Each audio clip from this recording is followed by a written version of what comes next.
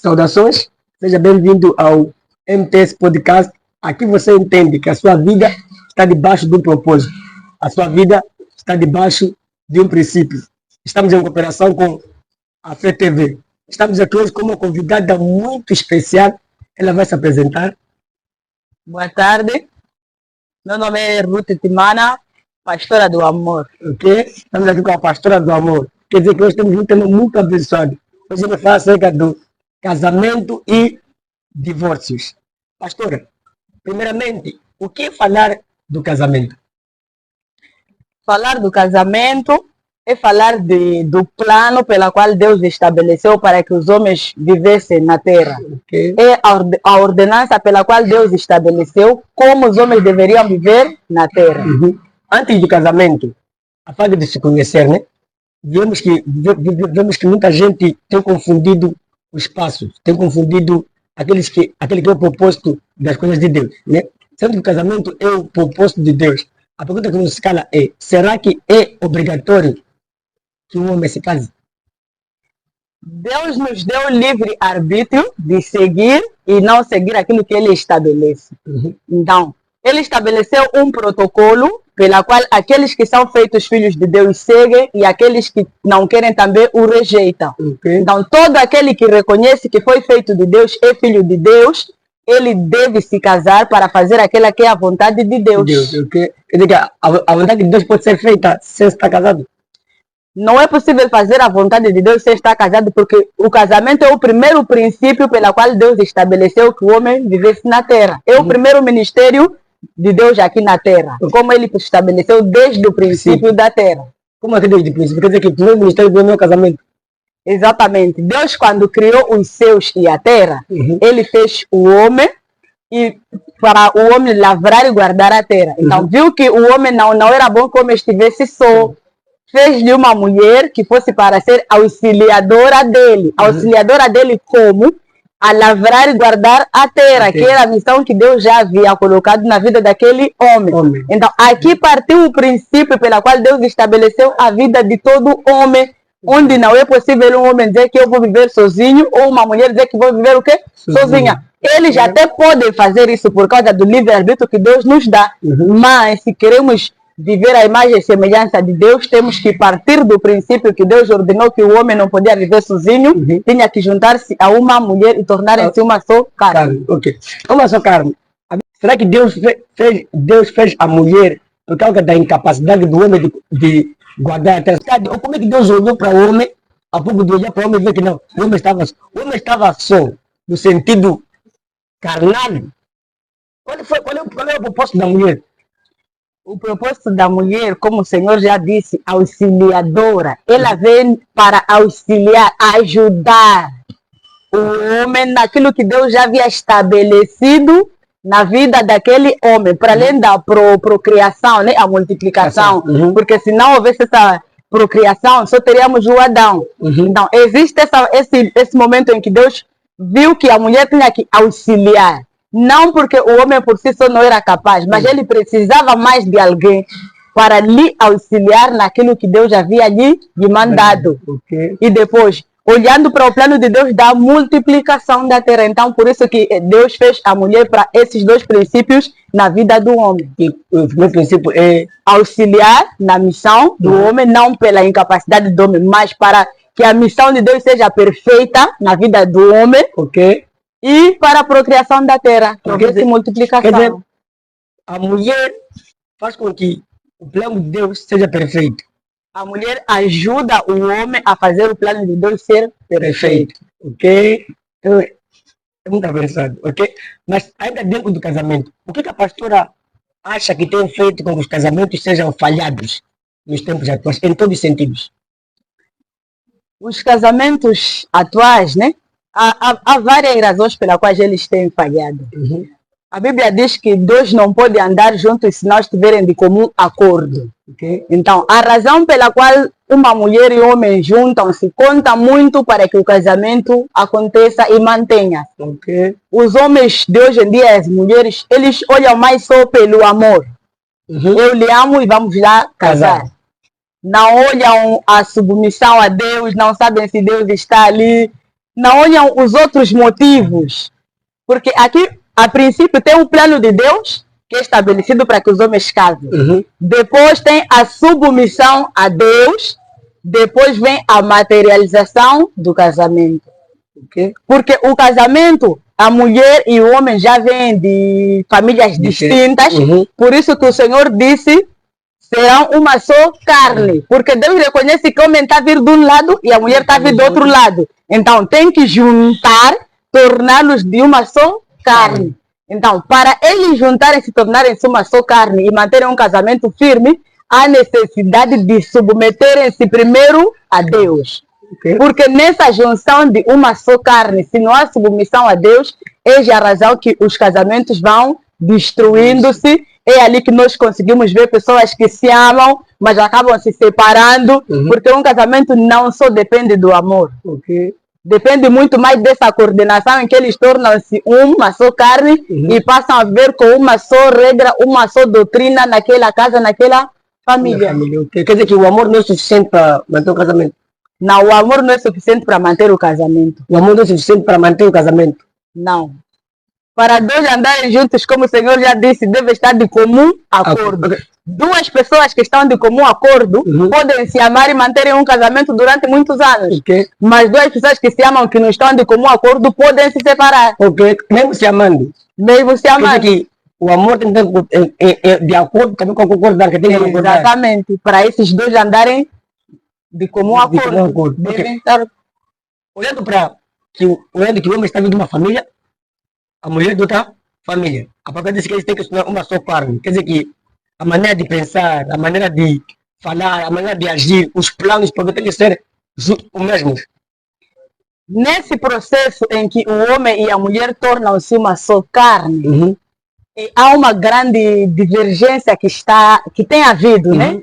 Em que a mulher tenta juntar-se ao homem e o homem tenta juntar-se à mulher para saírem de uma só carne. Então, nesse processo, há sempre um que rejeita, seja consciente ou inconscientemente. Ele rejeita essa unificação de uma só carne. É nesse processo em que casamentos que eram para ficarem de pé começam a ser destruídos. É a razão pela qual que nós olhamos vários casais e perguntamos qual é o problema do teu casamento não estar bem. Ela diz, o problema é meu marido que faz isso, o problema é minha esposa que faz aquilo. Nós não encontramos alguém que diga, o problema sou eu, que não estou a fazer como deve ser. O Senhor disse na sua palavra que não corra para tirar o orgulho do olho do outro antes de tirar do seu olho. Esse é um princípio que tinha que ser o base nos casamentos, para conseguirem tornar-se uma só carne.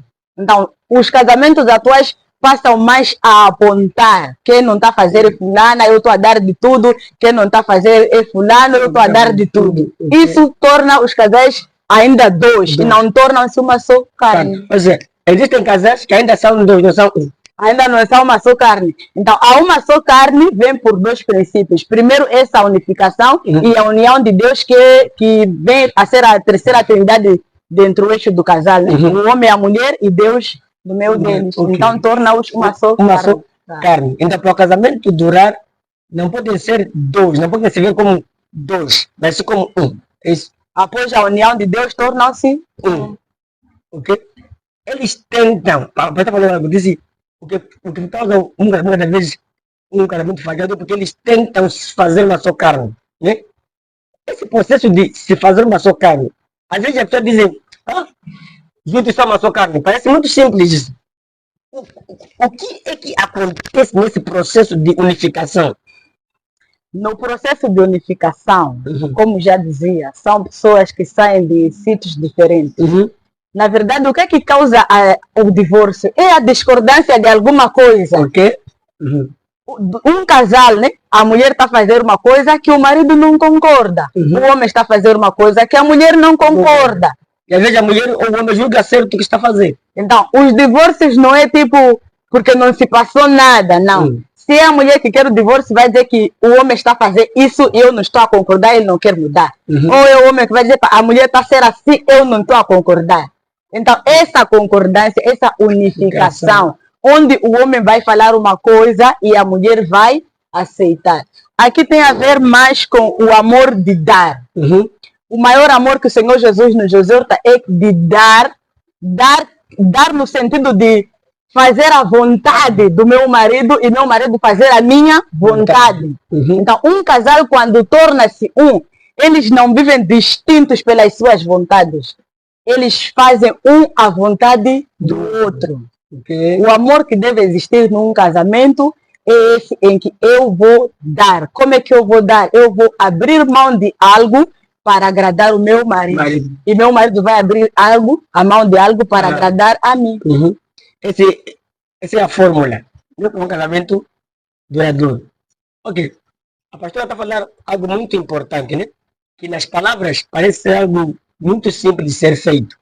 Mas, olhando nesse contexto do homem e a mulher, qual dos dois tem que submeter à visão do outro? A Bíblia já diz que a mulher é que tem que submeter-se à visão do homem. Não é o homem que se submete à visão da mulher. Okay. É a mulher que submete-se na visão do homem. Ou seja, a mulher tem que largar tudo que ela tem para submeter à visão do homem.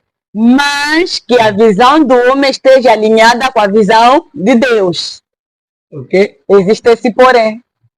Se, por exemplo, uma mulher ou uma ministra da palavra, por exemplo, ela está num casamento, ela deve ser submissa ao seu marido e deve ser submissa a Deus. A submissão desta mulher ao marido não pode ser maior do que a Deus. Senão faz seu marido de seu Deus. Ok? Agora, vamos por aqui. A pastora afirmou que quem carrega a visão é o homem e a mulher tem que se submeter, não é isso? Sim. A pergunta é, vamos supor que esse homem não é cristão. Será que a visão só está nos homens da igreja? Não, a visão não está em homens só da igreja. Todo homem carrega uma visão, direta ou indiretamente. Nós encontramos homens que não estão na igreja, mas têm um alinhamento, fazem coisas de acordo com a vontade de Deus, seguem os mandamentos de Deus, mesmo enquanto não estão a ir congregar. Cuidam das suas famílias, como nosso primeiro ministério, cuidam dos seus filhos, não adulteram e cuidam das suas esposas, mas não estão todos os domingos de fato na igreja. Okay. Então o homem tem que se preocupar em entender a sua missão. O homem não pode julgar a mulher enquanto ele não entende qual é a missão que ele carrega, a visão que ele carrega. É isso? Não percebi. O homem tem que entender a visão que tem para cobrar na mulher a submissão. Exatamente. O que é a submissão? A submissão, como o nome já diz, é estar debaixo da missão. Okay. Eu faço aquilo que é ajudar a missão do meu marido que está em cima, que é o cabeça. Então vamos supor que a pastora, o seu marido não sabe qual é a missão dele.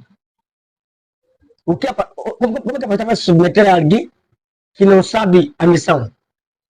Todo homem que está na terra sabe que tem que casar, ter filhos e cuidar da sua família. Okay. Essa é a primeira missão que está na vida de todo homem na terra. Okay. Então, seja ele cristão, mundano, isso é coisa que nós encontramos em toda a sociedade. O homem sabe dizer que já faço meu biscato, tenho que ir casar minha mulher e fazer o quê? Meus filhos. Okay. Então, essa é a primeira missão que Deus estabeleceu na vida do homem. Então, a pastora acredita que todo homem tem conhecimento disso. Os homens normais, por Deus, tirando os gays, têm conhecimento de que devem casar e formar uma sua família. Uma família. Esse é o primeiro ministério do homem. Exatamente. Então, o casamento é uma instituição que Deus permitiu que estivesse na terra para abençoar o homem. Que Deus estabeleceu na terra para que os homens vivessem dessa forma. Okay. Agora, por que os homens olham para o casamento como algo perigoso?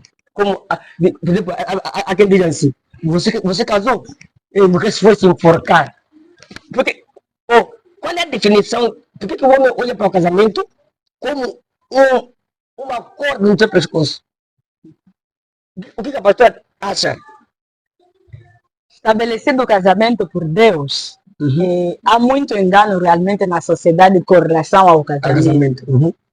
Eu, às vezes, tenho dito ou chegaria a comentar, se um homem diz você casou foi se enforcar, Quem diz isso é um homem que está há 30 anos com a sua mulher. E está a criticar o outro porque foi ao altar, firmou seu casamento diante de Deus.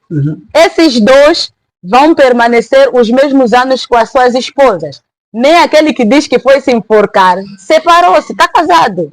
Só que a diferença é que um está a viver em pecado e outro está bem diante de Deus. Então, Satanás faz os homens pensarem que o casamento é um enforcamento, sendo de que eles estão enforcados com o diabo. Porque uma pessoa que já casou sobre o altar, essa aqui ainda tem a bênção de Deus, tem a autoridade em Deus, tem como suplicar a Deus para que Deus apareça em seu casamento e intervenha em todas as situações, porque honrou a Deus ao cumprir com aquele que é o princípio de Deus. Então, essa canais faz o homem pensar que o casamento é um enforcamento, sendo que o casamento está a enforcar o diabo. O que acontece nas sociedades de hoje é por causa do propósito. Nós não estamos a olhar o casamento no seu verdadeiro propósito. Qual é o propósito? O enforcamento. O propósito de casamento é esse que já falamos há minutos atrás, né? Que é de fazer aquela que é a vontade de Deus, cumprir com aquele que é o plano estabelecido por Deus na vida dos homens.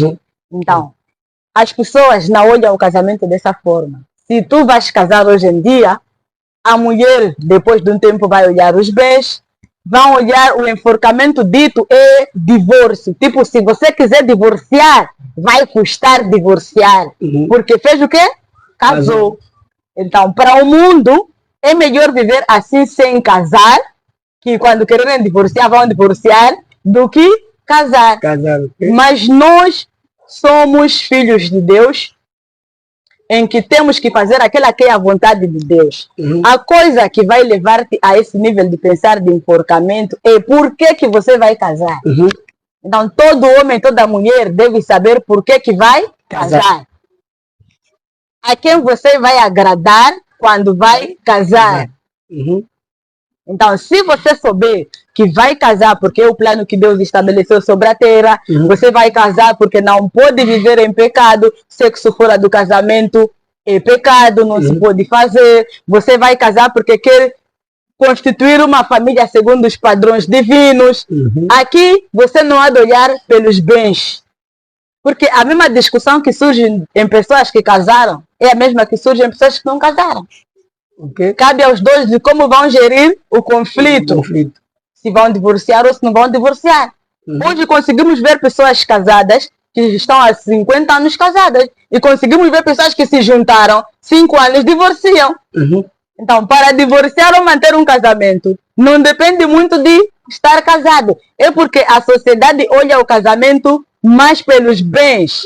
O homem pensa que se eu casar com essa, porque sou eu que trago mais dinheiro, vai levar máxima parte das coisas enquanto eu é que fiz. E a mulher pensa que se eu casar com esse tem legalidade de fazer filhos fora e quando ele morrer, vir o quê? Os filhos virem dividir aquilo que fizemos juntos. Então, se nós perguntarmos para 2, 3 pessoas por que você olha o casamento como enforcamento, por que você vê o casamento dessa forma, eles olham mais por essa parte dos bens. Esse que faz com que a pessoa rejeite o casamento, rejeite casar. Olha a parte dos bens por como está a ver aquela divisão. A mulher está a ver os filhos já virem levar a dividir aqueles bens. O propósito de Deus já não é visto no casamento. Os bens que surgem hoje em dia, ou melhor, os bens que surgem no casamento não são bens do casal, são bênçãos que o Senhor dá na vida do casal. Olhando para o casamento, para quem temos que olhar primeiro? Porque, ou seja, o que causa o divórcio? Eu acredito que causa o divórcio é a pessoa olhar para o marido que tem, as falhas que o marido tem, né? Então, a minha pergunta é, ao olhar para o casamento, para quem primeiro tem que olhar? Como eu dizia, que quando nós queremos casar, a primeira pessoa que nós temos que querer agradar é a Deus. O homem, a mulher sempre vão nos frustrar.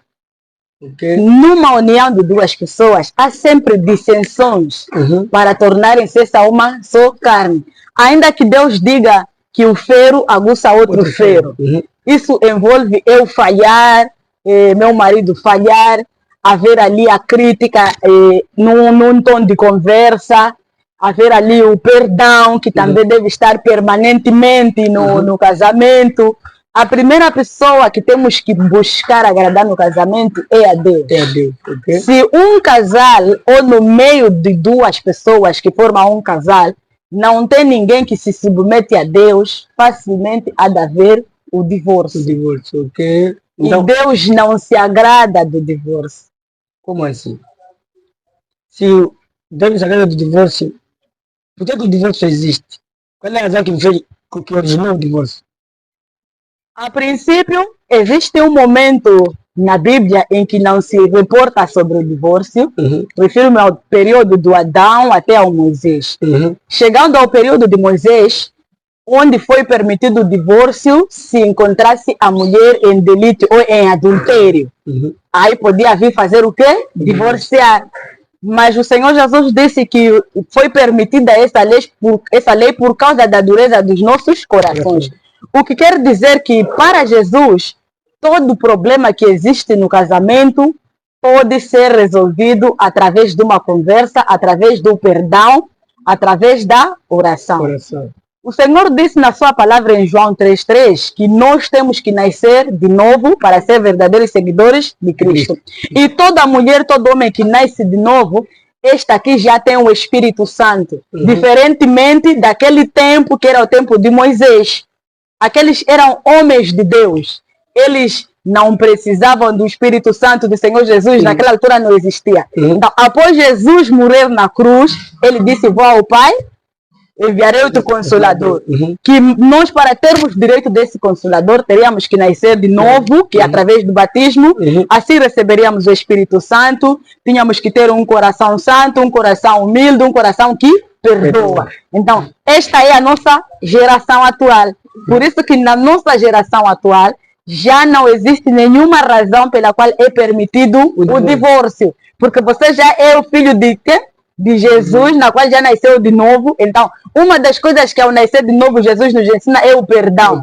É o Espírito Santo que já está conosco. Diferente daquela altura em que falava assim: encontra a tua mulher em delito, divorcia. Naquela altura você não tinha nascido de novo. Naquela altura o Espírito Santo ainda não estava na vida dos homens. Por isso que eles pensavam daquela maneira que tinham que logo divorciar. Hoje já não. Hoje nós temos o Espírito Santo conosco. Hoje nós perdoamos. Hoje nós intercedemos para que o propósito de Deus se cumpra no nosso casamento. O que tem falhado muitas das vezes é que, se eu estiver a ter um problema no casamento, eu vou orar para Deus mudar meu marido. Mas eu tenho que orar para Deus me transformar na mulher sábia, para Deus fazer com que o propósito dele se cumpra na minha vida. Não, se eu oro pedindo para Deus mudar meu marido, estou a dizer que todo o problema está com ele. Assim estou a ser ignorante, fazendo o meu da mulher perfeita. Então, mais do que eu olhar ele como culpado, eu pedir que Deus me transforme numa mulher sábia, numa mulher virtuosa, e orar para que os planos dele se cumpram naquele casamento. Uma bênção, uma bênção. Olha, pastora, nós temos que correr. Será que Deus pode falar para o homem divorciar depois de casado e filhos? Deus pode dizer para o homem divorciar enquanto ele tem família, tem filhos? Deus não gosta do divórcio, pastor. Deus não gosta. Mas há quem diz que não. O Senhor falou que eu tenho um ministério, que eu preciso, para me concentrar bem, eu tenho que me afastar da minha mulher. Há quem se afasta da mulher, homens de Deus, que dizem que não, tem que se afastar. Divorciar não pode se afastar por um tempo. Divorciar. Será que a pastora concorda que Deus pode falar para um homem divorciar porque Deus quer usar? O divórcio não é de Deus, o divórcio não faz parte de Deus. Para Deus, qualquer problema no casamento tem solução. Jesus pode todas as coisas num casamento. Nós, homens, é que inferiorizamos o poder de Deus nos nossos casamentos. Em algum momento, um servo de Deus pode estar a ter uma batalha em que aquilo que Deus lhe mandou fazer não está a conseguir fazer por causa de algum impasse da sua esposa, que no lugar de se tornar auxiliadora, tornou-se destruidora. Então, mas nessas circunstâncias, o Senhor não há de vir dizer: divorcia dessa. Não. Ainda que ele interceda a Deus pelo seu casamento, Deus pode melhorar as coisas. Por isso que é importante, antes de entrar no casamento, perceber e confirmar se realmente estão dois diante do mesmo propósito. Para não ter que entrar num casamento com alguém a pensar que é tua auxiliadora enquanto vai ser a tua destruidora. Quer dizer que o casamento é bênção, sim, mas quando estão com o mesmo propósito, quando eles têm o mesmo propósito. Exatamente. Como identificar que essa pessoa tem o mesmo propósito que eu? Para identificar que a pessoa tem o mesmo propósito consigo, é uma pessoa que vem para te completar. Nós às vezes pensamos que se somos uma alma gêmea, como diz o mundo, né? Temos o mesmo propósito, é porque estamos a gostar de mesmas coisas. Às vezes não é assim. Eu gosto de naquele, eu também gosto dele, então estamos em sintonia, estamos no mesmo propósito. Às vezes quem está, ou melhor, quem está no mesmo propósito consigo, é quem tem o que você não tem. É quem tem o que você precisa de ter. Vem para completar algo teu. E isso em algum momento causa uma divergência, se você não saber receber. Porque é diferente, a pessoa vai trazer algo que eu não tenho, eu não reconheço aquilo. Mas que você precisa. O homem, tanto quanto a mulher, sabe dizer que eu preciso disso. Mas às vezes o homem ou aquela mulher é aquilo que nós chamamos de orgulho, nega aquilo, e a maneira como a mulher dá ou como o homem dá a parte que falta nela, faz com que também haja essa divergência de rejeitar. Por isso que duas pessoas que eram para ficarem juntas, às vezes acabam não ficando juntas. Por causa dessa divergência. Ou seja, o homem não reconhece, a mulher não reconhece que, na verdade, é isso que eu preciso. Nós estamos à procura de tudo aquilo que nos faz bem no momento. Tipo, ela está trazendo isso e eu reconheço que isso me faz bem. Às vezes a mulher está trazendo, como quer trazer, é algo que você não reconhece, mas é algo que faz parte da sua vida. É isso, né? A mulher vai trazer algo que você nunca não sabia que você precisava daquilo para ter uma boa vida. Mas através daquilo você passa a ser uma pessoa completa. Ela traz o que falta, não o que você tem. Por isso que é auxiliadora. Não há de trazer o que já tens, há de trazer algo para te completar. Então, por isso que você vai completar. Ok, por causa do nosso tempo, pastor, por causa do nosso tempo, esse tema é muito abençoado, assim, podemos ter a parte 2. Mas já, pastora, esse tema é muito abençoado, por causa do nosso tempo. O que a pastora tem a dizer, qual é o conselho que a pastora tem a dizer para os nossos seguidores, nossos amados que estão lá fora, sobre o casamento? O que a pastora tem a dizer? Qual é o último conselho que a pastora dá a esses jovens? Eu gostaria de dizer a todos os jovens que ainda não casaram, a todos os jovens telespectadores, nossos seguidores, eu gostaria aqui de deixar um conselho. Antes de entrar num relacionamento, digo relacionamento, não casamento, relacionamento, é importante que cada homem, cada mulher saiba o que está a buscar num homem, o que está a buscar numa mulher, antes de entrar em qualquer relacionamento. Porque como filhos de Deus, nós não podemos entrar em vários relacionamentos e avaliar quem realmente deve ser nosso marido, quem realmente deve ser nossa esposa. Então, nós sentamos sozinhos e avaliamos o que é que nós precisamos, qual é o tipo de mulher que eu preciso, qual é o tipo de marido que eu preciso. A partir deste princípio, eu vou procurar o homem, vou procurar a mulher de acordo com aquele princípio que eu quero. E é algo que não precisa do jovem, da mulher, envolver-se em vários relacionamentos. Porque ela já sabe o que ela quer, qual é o tipo de marido, o homem já sabe qual é o tipo de quê? Da esposa que ele quer. Podem trazer ou virem vários homens a conquistarem aquela mulher, ela já sabe dizer que não é esse que eu quero que seja meu marido. Porque essa mulher sabe como é que seu marido é. Então, quando a mulher não sabe que tipo de marido quer, como é que é o marido, ela vai ter vários tipos de relacionamento, porque nem ela sabe o que está a procurar. Então, há necessidade de cada um se definir, procurar o seu relacionamento no parceiro certo, no parceiro ideal. Existem sim divergências, existem discussões, é por causa de duas carnes que devem se tornar uma só carne. E para os casais, eu deixo aqui o conselho que submetam-se a Deus. Todo casal que submete-se a Deus permanece firme até Jesus voltar. Se o casal não se submeter a Deus, não tem como esse casamento durar. Porque muita coisa acontece no casamento e a submissão a Deus vai te fazer permanecer naquele casamento. Porque você há de pensar que qualquer atitude minha irá envergonhar a Deus e Deus não irá se agradar dessa atitude. Isso é o que vai fazer a mulher ser mais paciente, o homem ser mais paciente, vai fazer eles buscarem a Deus para vir ao seu casamento e intervir em qualquer situação. Reconheça os seus erros e perdoe o seu parceiro todas as vezes necessárias. Interceda para que o propósito de Deus se cumpra no vosso casamento. Isso é o que mais importa. Amém. Amém.